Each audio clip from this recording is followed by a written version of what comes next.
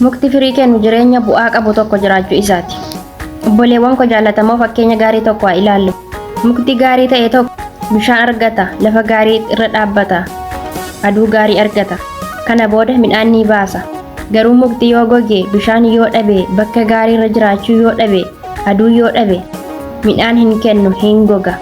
Yohaannis 15:2 akkana jedha. Dameen utuu anatti ija hin godhanne hundumaa in mura.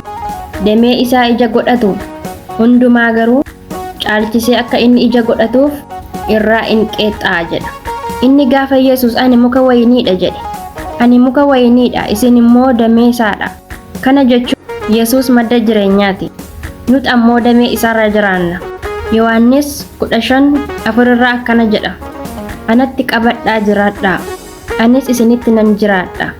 Akkuma dameen muka wayinichaatti qabatee yoo jiraachuudhaa baate ofiin ija godhachuu hin dandeenye, isin anatti qabattanii jiraachuudhaa yoo baattan ija godhachuu hin dandeessan jedha. Akkuma dameen mukarraa addaan baate gogdu, akkasuma namni Yesuus irraa addaan ba'e jireenya dhugaa hin qabaatu. Yohaannis 15:6 akkana jedha. Namni anatti qabaatee hin jiraanne akkuma damee sanaa in gatama jedha. Dameen mukarraa cite in goga. Akkasuma namni Yesuus irraa addaan ba'e Yesuus irraa cite in goga. Nagaa dhaba, humna dhaba, in dadhaba. Ija midhaanii jechuun maali? Hojii gaarii, amala gaarii, jaalala, nagaa, qulqullina, jireenya. Namni Yesuus keessa jiraatu jireenya isaa bu'aa qabaata. Yohaannis 15:7 akkana jedha. Isin anatti qabaattanii yoo jiraattan, dubbiin koos isin keessa yoo jiraate, waan feetan in kadhattu isiniif in ta'as jedha. Ameen. Yesuus irraa fagaannaan maaltu dhufa? Nagaadha. Cubbuu keessatti jireenya gugaa jiraachuu. Akkuma damee mukicha irraa citee gogu, nuyis Yesuus irraa yoo fagaanne akkuma mukichaa hin gatamne hafna.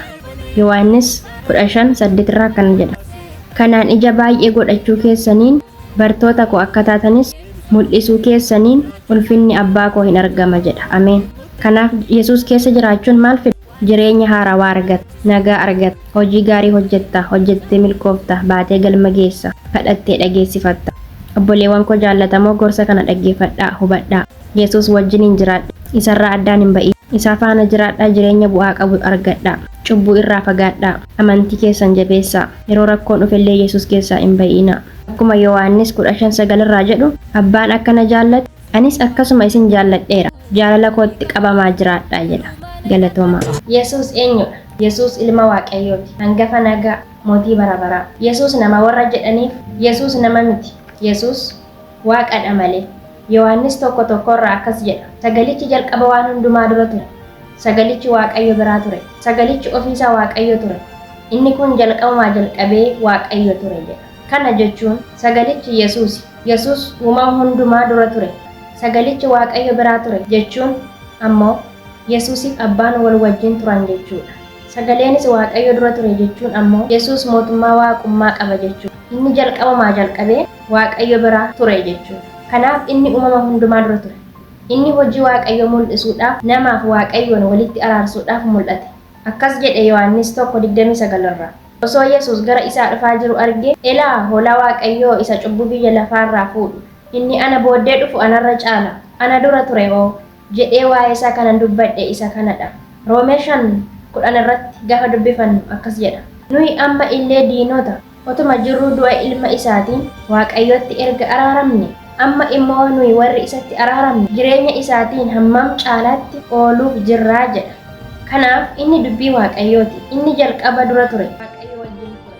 Waaqayyo keessaas ammoo mul'ate. Uumaa keessaas tokko waan hundumaa uume.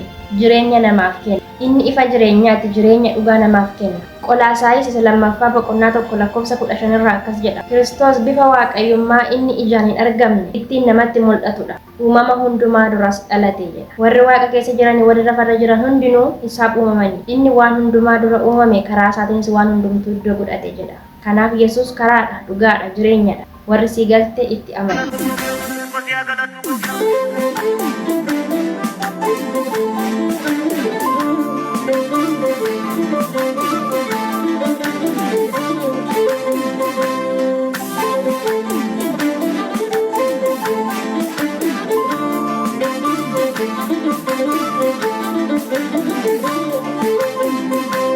Ingonu Hingaluduni manako hingaluduni Hingaluduni karakorra hingaluduni Hingaluduni manako hingaluduni Hingaluduni karakorra hingaluduni Aya jabase boftaatu muchot gete Ergamanu amanako akka hinsirne Hingaluduni manako hingaluduni Hingaluduni manako hingaluduni Hingaluduni karakorra hingaluduni Hingaluduni manako hingaluduni Hingaluduni karakorra hingaluduni Aya jabase boftaatu muchot gete Ergamanu